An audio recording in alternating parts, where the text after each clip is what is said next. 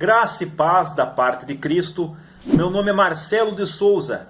Seja bem-vindo ao canal O Evangelho. Esse canal tem o objetivo de anunciar a palavra de Deus e pregar o Evangelho do Senhor Jesus Cristo. Eu te convido a você se inscrever no canal, ativar as notificações, curtir, comentar e compartilhar os vídeos aqui postados, para que mais vidas possam ser alcançadas pela palavra de Deus. Nós estamos meditando sobre os atributos de Deus, sobre quem é Deus e sobre, especificamente neste momento, a soberania de Deus. A soberania de Deus engloba vários e vários assuntos, e é por isso que estou fazendo alguns vídeos separados sobre a soberania para que possamos compreender melhor.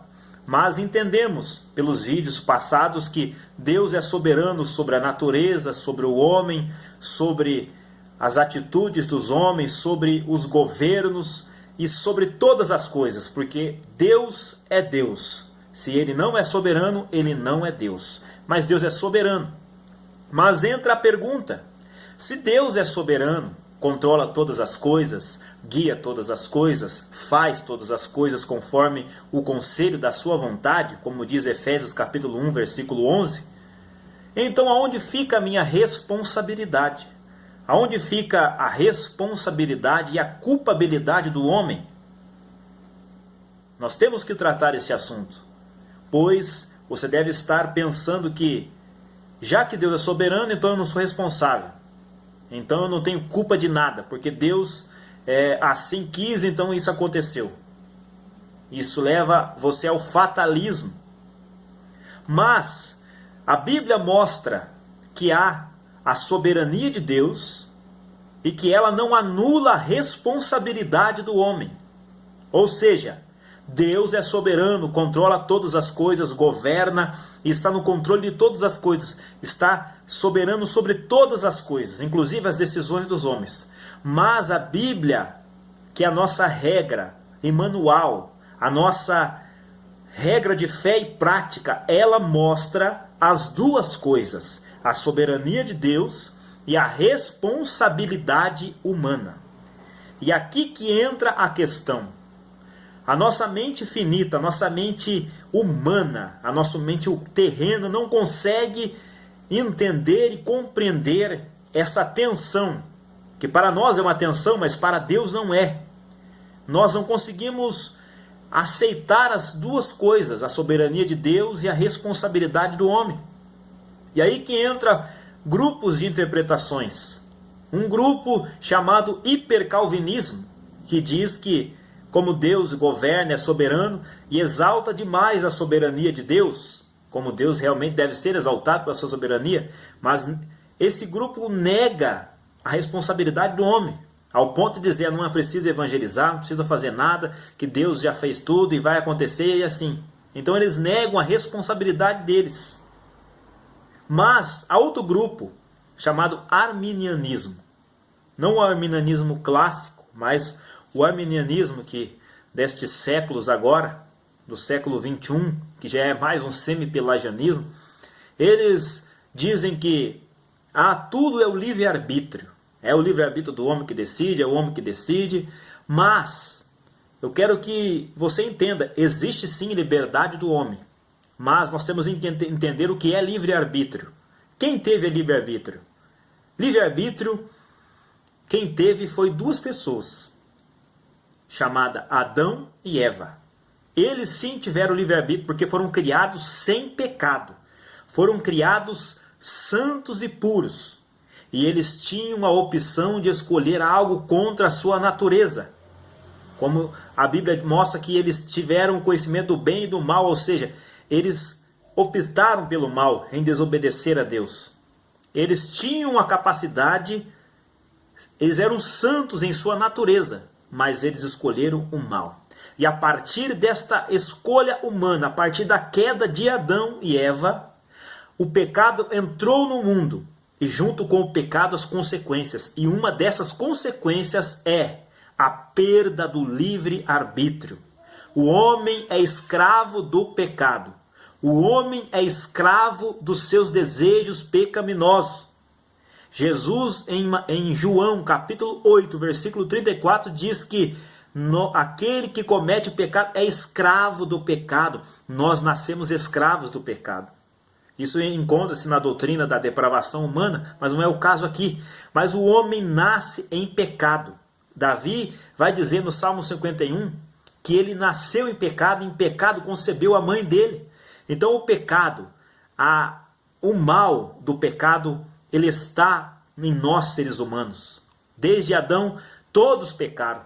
Em Romanos vai dizer que todos nós pecamos. E é por isso que nós então não temos o livre-arbítrio. Mas, porém, nós temos a liberdade de agir. Livre agência, que é diferente de livre-arbítrio. Livre agência é nós tomarmos uma decisão de acordo com a nossa natureza. Mas nós não conseguimos escolher o bem. Não conseguimos escolher o bem espiritual, o bem moral, por nós próprios, por nossas próprias vontades. Não, se não tiver uma interferência do Espírito Santo, se não tiver uma interferência de Deus em nosso coração, mudando as nossas vontades, nós não escolheremos a Deus. Nós nascemos já odiando a Deus, odiando a Cristo, odiando a verdade, odiando a Deus. Mas quando o Espírito Santo age em nós, ele muda-nos e nós nascemos de novo. Por isso que Jesus disse que quem não nascer de novo não pode entrar no reino de Deus.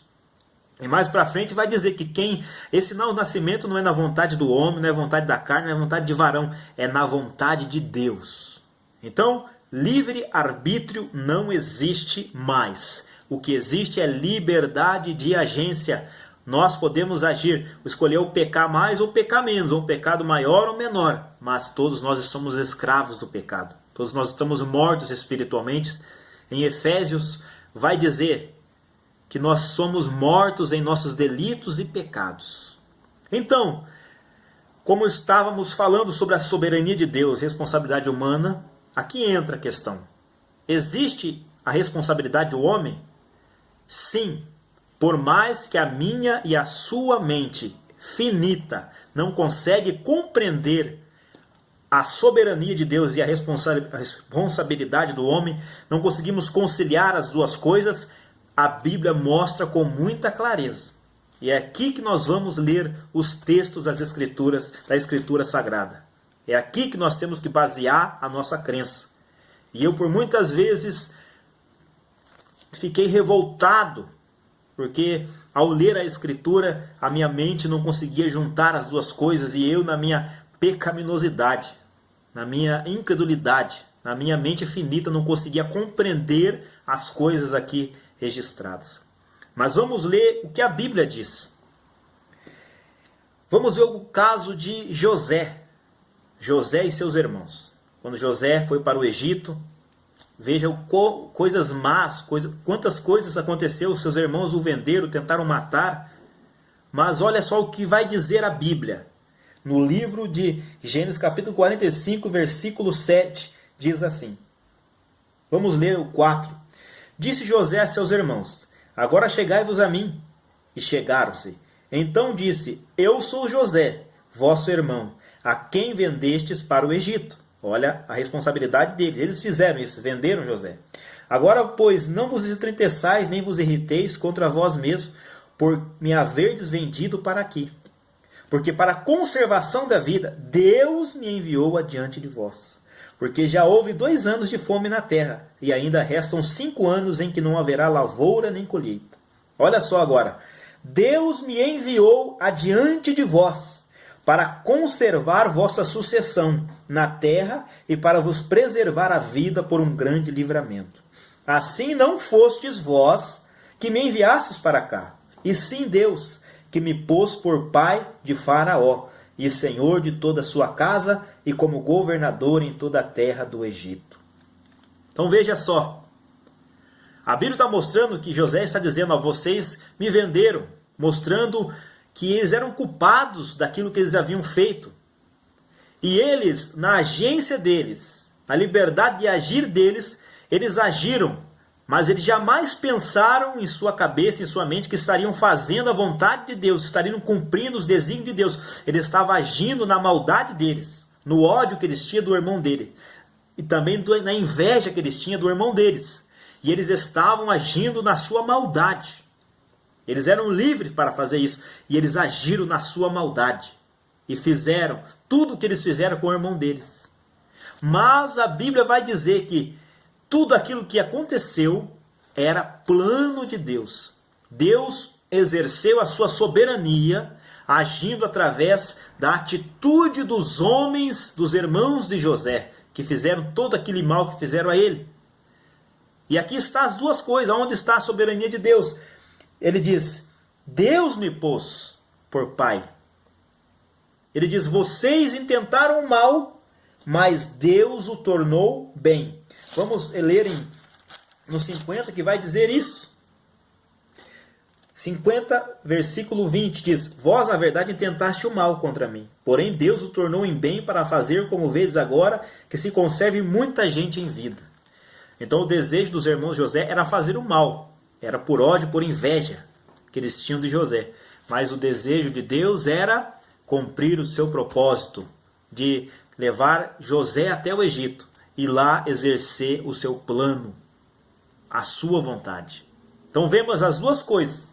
A vontade dos homens sendo mostrada, que eles eram culpados por aquilo, eram responsáveis por aquilo que eles tinham feito, mas também que Deus estava no controle, a soberania de Deus estava sobre aquilo. Então isso é algo que, se você olhar humanamente e com a mente finita, você vai querer dizer que está em contradição, mas a Bíblia não nos deixa dizer só existe a parte da liberdade humana e só existe a parte da soberania, não. As duas coisas estão juntas. E mais, vamos ler agora no Novo Testamento, a morte de Cristo, a morte do nosso Senhor e Salvador Jesus Cristo, o maior mal que o homem pode fazer, o maior mal que o ser humano pode praticar, matar o Filho de Deus. E a Bíblia diz que isto aconteceu segundo a vontade de Deus. Vamos ler o que diz a Bíblia.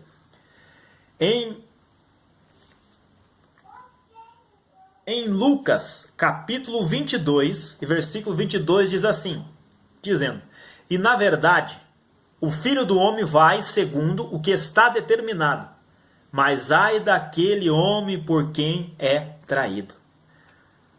O caso de Judas Iscariotes, este homem que fazia parte do ministério de Cristo, que aparentemente era o tesoureiro, cuidava da tesouraria, andava com Cristo, expulsou o demônio, curou enfermos, ele andou com Cristo.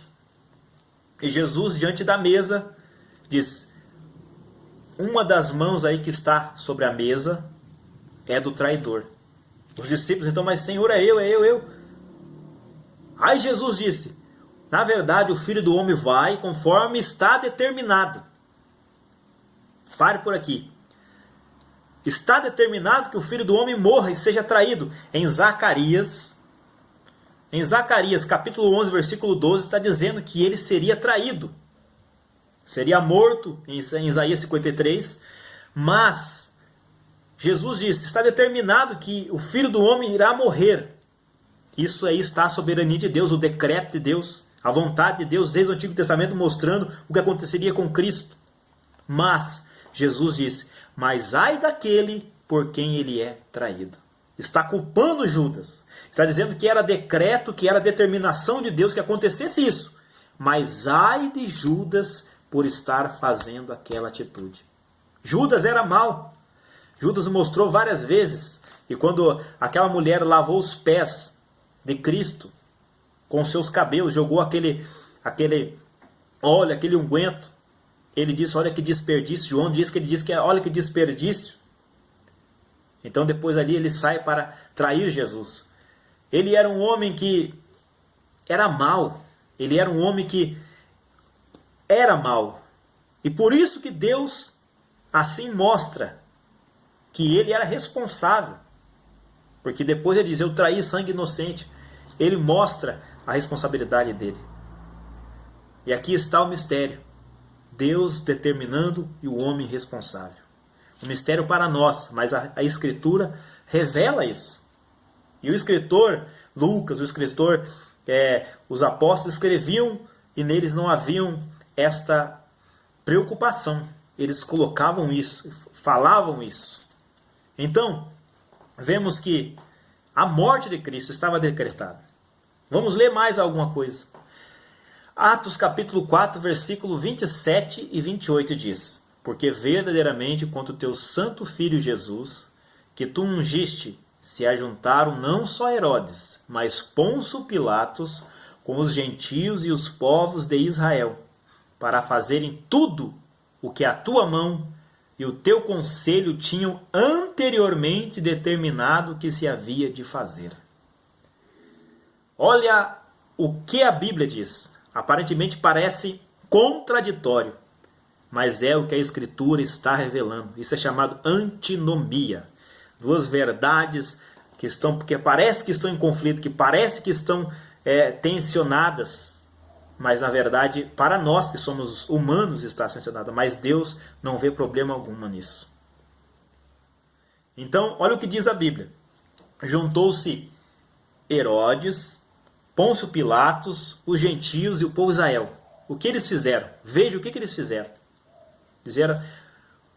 Xingaram, cuspiram em Jesus, zombaram, escarneceram, inventaram calúnias, mentiram, cometeram vários e vários pecados para matar o Filho de Deus. Se levantaram contra Cristo, fizeram coisas erradas, e a Bíblia está mostrando que o escritor está dizendo que a culpa é deles, eles fizeram isso, se levantaram para contra o Senhor Jesus. Mas a Bíblia vai dizer que fizeram tudo o que a mão e o conselho de Deus havia determinado. Então aqui está a soberania de Deus. Deus determinou que iria acontecer isso. Mas o decreto de Deus estava determinado que isso iria acontecer. E você vai ver sempre Jesus dizendo, não é a hora. Não é a hora. E quando ele é preso lá no monte, onde ele suou gotas de sangue no Getsêmani, quando ele é preso, Jesus, antes disso, ele fala, agora chegou a hora do mal. Jesus estava certinho no tempo de Deus ali. Nada poderia ser alterado, nada poderia ser mudado. E os homens iriam realmente fazer isso. Mas era conforme o decreto e a vontade de Deus. Mas Deus culpa eles. Porque realmente eles eram maus, eles odiaram Jesus, não aceitavam que Jesus era Deus, que era o Messias. Eles não aceitavam, Pilatos não queria saber de Cristo, muito menos das coisas de Israel, Herodes também.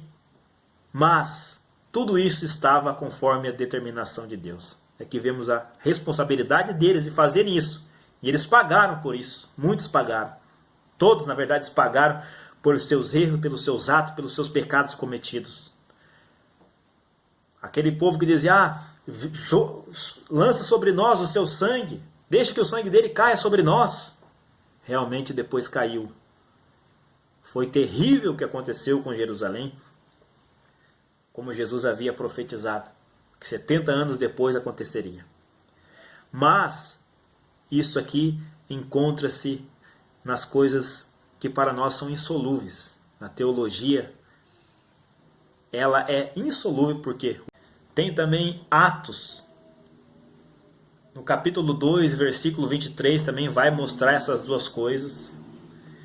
Mateus 27 e 4 mostra quando Judas fala, pequei traindo sangue inocente. Em